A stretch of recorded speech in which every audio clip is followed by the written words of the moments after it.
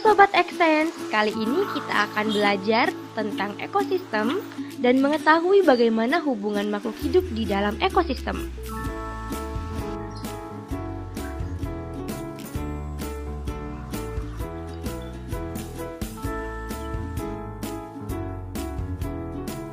Mari kita memahaminya dengan membuat miniatur ekosistem. Sebelum kita mulai membuat miniatur ekosistem, tahukah Sobat Extens apa itu ekosistem?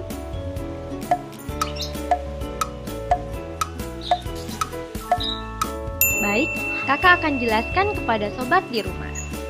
Ekosistem adalah hubungan saling ketergantungan antara makhluk hidup dan lingkungannya.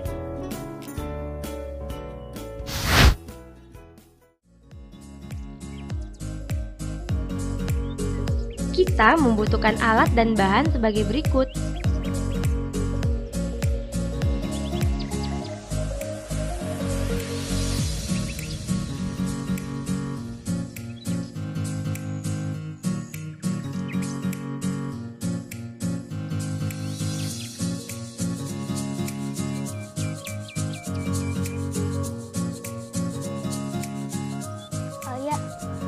Ayo kita buat miniatur ekosistem hutan. Ayo, kita ngapain dulu nih? Pertama, kita warnain sungainya dulu. Pertama, tentukan ekosistem yang ingin kita buat. Kemudian, susunlah sekreatif mungkin.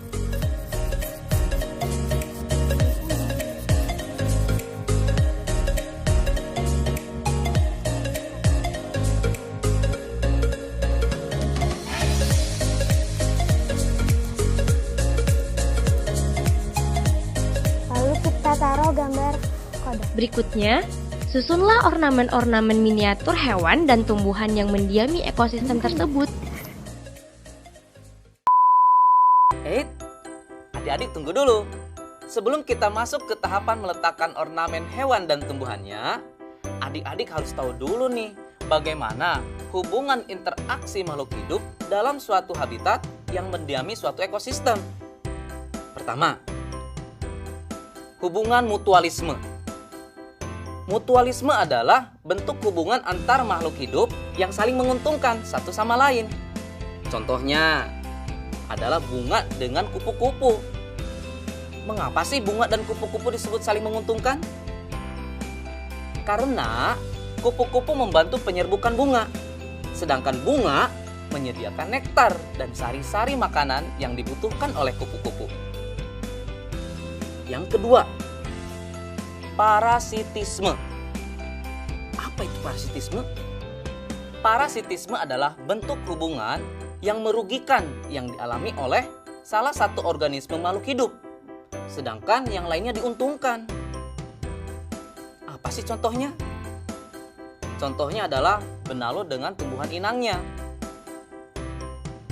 Benalu dapat mengganggu keberlangsungan hidup inangnya, bahkan dapat mengakibatkan inangnya tersebut mati.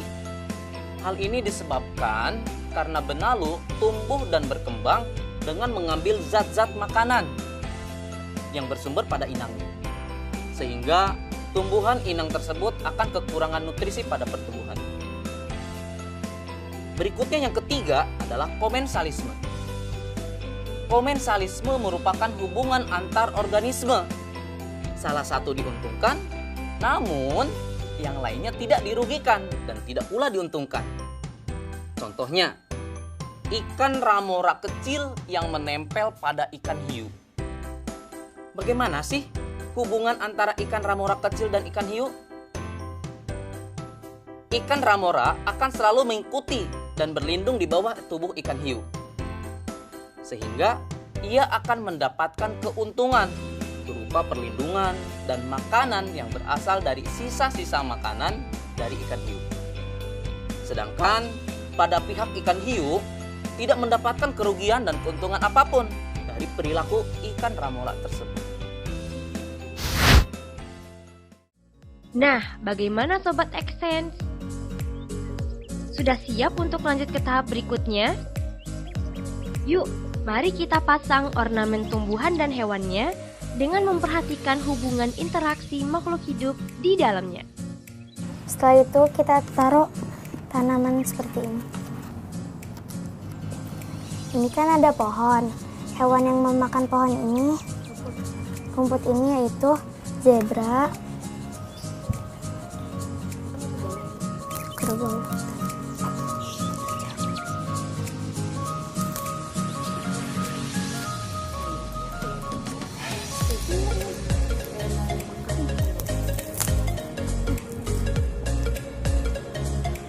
Setelah itu kita taruh background hutan.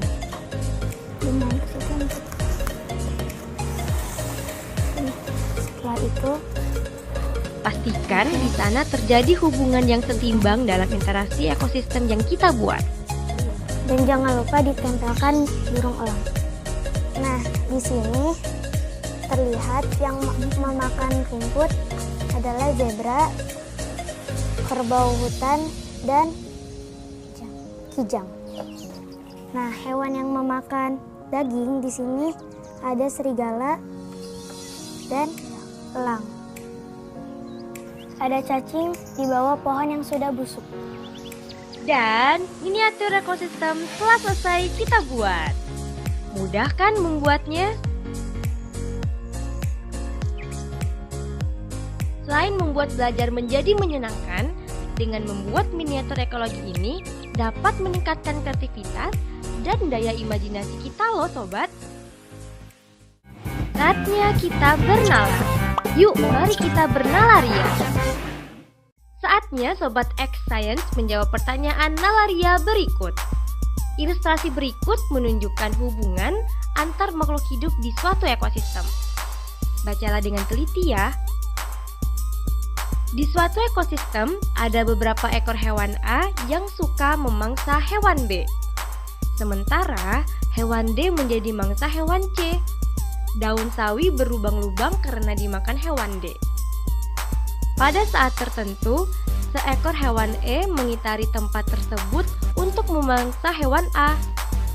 Hewan C juga adalah makanan favorit hewan A. Hewan B menjadi pemakan produsen. Berikut ini yang merupakan bagan jaring-jaring makanan berdasarkan ilustrasi di atas adalah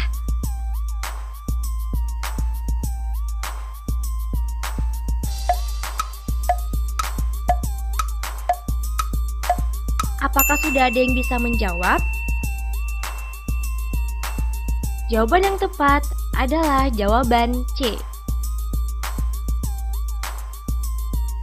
Karena soal ini perlu bernalar, maka kita harus mencari dahulu nih produsennya. Produsen di soal ini adalah daun sawi. Daun sawi dimakan oleh B dan D, sedangkan D dimakan oleh C. Kemudian pada soal dituliskan C dan B dimakan oleh A. Namun A bukan konsumen tingkat akhir karena A dimakan oleh E. Dari penjelasan tersebut, kita dapat mencocokkan jawaban dengan pilihan yang sesuai, yaitu pilihan C. Dan dapat disimpulkan terbentuklah jaring-jaring makanan dengan dua rantai makanan pada ekosistem tersebut. Gimana, mudah bukan belajar sains?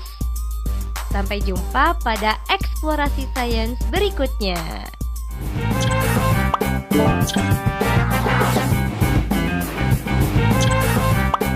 Thank you.